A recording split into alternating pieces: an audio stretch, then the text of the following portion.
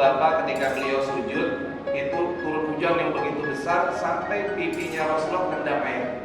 Dulu cuma pakai pelepah pohon korma. Saking besar tangisannya, itu batang-batang pelepah kormanya pada goyang-goyang di atas sekalian.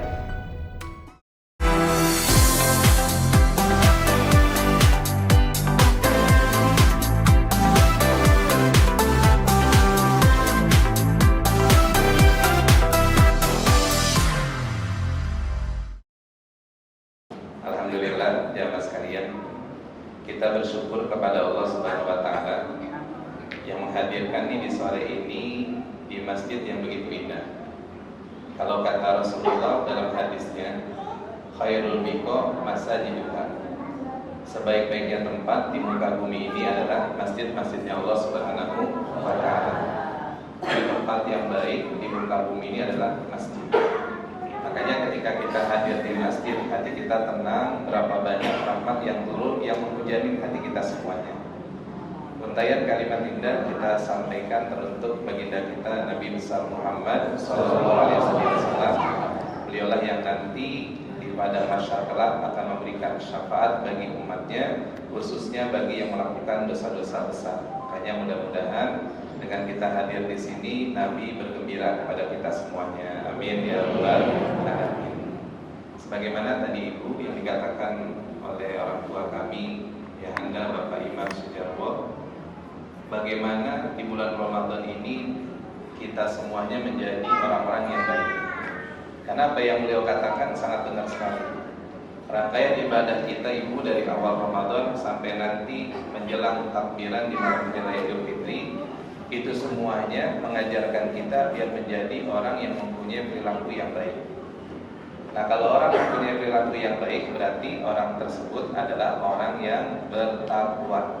Sebagaimana dalam firman Allah Subhanahu wa taala, "Jamaskan wala'allakum tattaqun." Puasa biar kita menjadi hamba yang bertakwa. Makanya waktu itu Nabi Ibu ketika sedang khutbah di atas mimbar, sahabat itu semua pada heran. Ketika Nabi mau naik ke atas mimbar, Nabi itu bilang amin. Dan itu nggak biasa dilakukan oleh Nabi kita Muhammad Sallallahu Alaihi Wasallam. Mimbar yang kita lihat di Bapak Ibu sekarang, ini nggak seperti mimbar dulu zaman Rasulullah. Kalau Nabi dulu sebelum ada mimbar kayak gini, beliau cuma bersandar kepada batang pelepah korma. Jadi ada pohon korma tuh, itu dipotong batangnya, kemudian dibuat seukuran buat menyandarkan Rasulullah tangannya seperti ini, pegangan jamaah sekalian kayak podium biasa gitu modelnya, ya kayak podium. Makanya kan sebagian masjid ada yang nggak pakai mimbar, masih pakai podium. Nah dulu itu seperti itu, bersandarnya Nabi, tangannya berpegang dengan batang pelepah korma.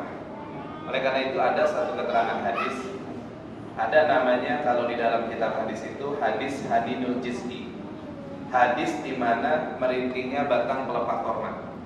Ini diceritakan langsung oleh imam besar namanya Sayyidina Hasan Al-Basri. Semua orang pasti kenal siapa beliau, Sayyidina Hasan Al-Basri, Faridut Tabi'in. Nah, Sayyidina Hasan Al-Basri satu ketika lagi kumpul nih sama seperti ini dengan kita. Beliau bilang sama anak muridnya, saya akan menceritakan hadis tentang hadinul jiz'i. Apa sih hadinul jiz'i? Merintingnya batang pelepah korma. Batang pelepah korma yang mana? Yang dipakai Rasulullah untuk bersandar setiap khutbahnya beliau. Beliau bercerita dulu, Nabi itu kalau khutbah dengan menggunakan batang pelepah korma tersebut. Nah, karena orang-orang Madinah udah semakin banyak, kalau berdiri begini nih jamaah sekalian, itu yang belakang nggak kedengeran, yang belakang ibu juga nggak lihat. Nah, ketika yang belakang nggak lihat, ada seorang dari kaum Ansor, yaitu kaum orang-orang Madinah, bilang begini kepada Nabi kita Muhammad SAW. Beliau bilang, ya Rasulullah, boleh nggak kami bikin mimbar? Ini mimbar yang kayak sekarang di jamaah sekalian. Ditawarin Rasulullah. Rasulullah pada saat itu cuma diem. Nah, kalau hadis Nabi itu kan ada tiga. Ada hadis fi'li, perbuatan Nabi. Ada hadis qauli, ucapannya Rasulullah. Ada lagi yang ketiga Bapak Ibu namanya hadis takriri. Hadis takriri itu di mana ada suatu perbuatan yang Nabi nggak bilang iya, nggak bilang enggak. Jadi Nabi ditanya, Rasulullah, boleh nggak saya buatin mimbar? Nabi diem aja, nggak bilang iya, nggak bilang enggak. Itu namanya hadis takriri, hadis ketetapan. Makanya kalau dalam kaidah usul fiqh dibilang ibu as-sukut ya dulu ala na'am, atau dalam satu kaidah artinya diam itu tandanya setuju. Jadi kita kalau lagi rapat nih gimana, setuju enggak, diam aja tandanya setuju. Atau misalnya bapak ibu punya anak perawan, ada yang ngelamar, "Nek mau enggak sama dia?" Dia diam aja berarti dia setuju. Makanya kalau ada orang ditanya demen enggak sama saya, diam aja berarti setuju dia, ya Mas kan? Ya berarti setuju dia. Iya. Makanya kita kalau misalnya ada orang rapat, kita udah rapat nih, udah musyawarah, besok-besok dia ngomong kenapa begini, ente kenapa lagi rapat diam aja? Karena kalau ente lagi rapat diam, tandanya ente setuju, gitu ya Mas kalian. Akhirnya udah dibuatinlah mimbar. Nah mimbar yang dibuatkan oleh orang Ansor tersebut ada 3 anak tangga. Seperti mimbar-mimbar saat ini kan anak tangga di Mas kalian. Anak tangga ada 3, 1, 2, 3. Ya benar seperti ini, ada 3 anak tangga. Kalau yang ada di Rodotus Syarifah itu ditambahin. Yang aslinya cuma 3 doang ya Mas kalian. 3 anak tangga seperti ini. Nah ketika Nabi sedang khutbah, pada saat itu baru mau naik ke anak tangga, itu jamaah sekalian, Nabi lagi berkhutbah, tiba-tiba para sahabat semuanya matanya pada kanan ke kiri, pada melihat ke belakang, pada melihat ke depan. Kenapa sahabat itu? Karena ketika Rasul lagi sedang khutbah terdengar suara tangisan. Dan bahkan ada keterangan seorang ulama, itu dinding-dinding Masjid Nabawi. Dan kita jangan pernah berpikir Masjid Nabawi yang kayak dulu kayak sekarang, bukan. Dulu masjidnya cuma sekotak, ibu segini, sekotak. Kemudian atasnya nggak ada, pinggir-pinggirnya tuh dinding-dindingnya itu bukan dari yang namanya dinding kayak sekarang pakai batu, pakai tanah, enggak. Dulu cuma pakai pelepah pohon korma. Kayak kita tadi kayak pakai yang namanya apa nih? Zaman sekalian kelapa, yang pelepah-pelepahnya tuh.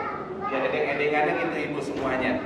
Nah itu ada orang sampai bilang saking besar tangisannya itu batang-batang pelepah kormanya pada goyang-goyang di atas kalian.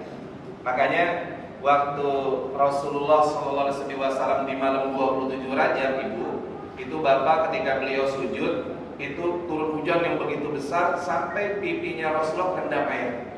Nabi nggak bangun satu, kenapa? Emang di atasnya nggak ada atapnya. Sahabat sampai bingung, ini Nabi kok nggak bangun-bangun. Pas Nabi bangun, saat itu Nabi bilang, ya sahabatku, bagaimana saya pengen bangun dari sujud. Ketika saya sujud, itu turun malaikat Jibril beserta malaikat-malaikat yang lain berbarengan dengan turunnya hujan yang begitu rahmatnya Allah. Dan ketahuilah itu adalah malam Lailatul Qadarnya Allah Subhanahu wa Ta'ala. Makanya ulama banyak bilang malam Lailatul Qadar itu jatuhnya tanggal 27 di bulan suci Ramadan, ya maskan di malam ganjilnya. Nah pada saat itu akhirnya Nabi turun dari mimbarnya nih.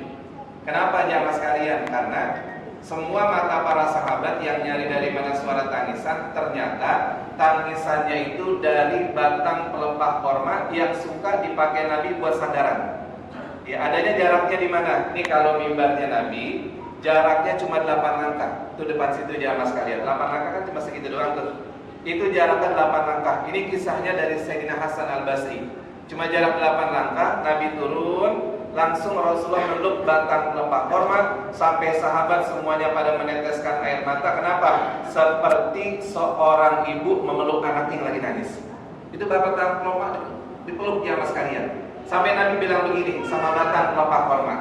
Kalau kita kan dalam hadis-hadis kisah Nabi, jangankan batang pelepah korma, Nabi kalau masuk ke suatu gang di kota Mekah dan di kota Madinah, semua apapun batu, pohon-pohon, ngucapin salam kepada Nabi Muhammad SAW di atas kalian. Nabi bilang begini sama batang pelepah korma, ya jiz'i, wahai batang pelepah korma, engkau mau aku tanam di sini, nanti tumbuh subur. Engkau berbuah, buahnya dimakan oleh orang-orang yang soleh. Apa mau dikubur, nanti akan menjadi korma, pohon korma di dalam surganya Allah Subhanahu Wa Taala.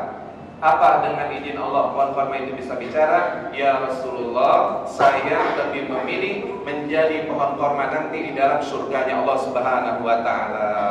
Tuh ya Allah, jamaskan korma bisa ngomong pohonnya jamaah sekalian.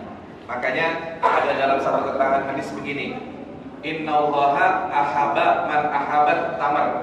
Allah suka kepada hambanya yang suka makan pohon korma atau yang suka makan korma, jelaskan maksudnya. Jadi Allah suka kepada hambanya yang suka sama kurma. Ini saya tanya ibu-ibu, bapak-bapak, udah hari yang ke-15 udah punya kurma belum di rumahnya?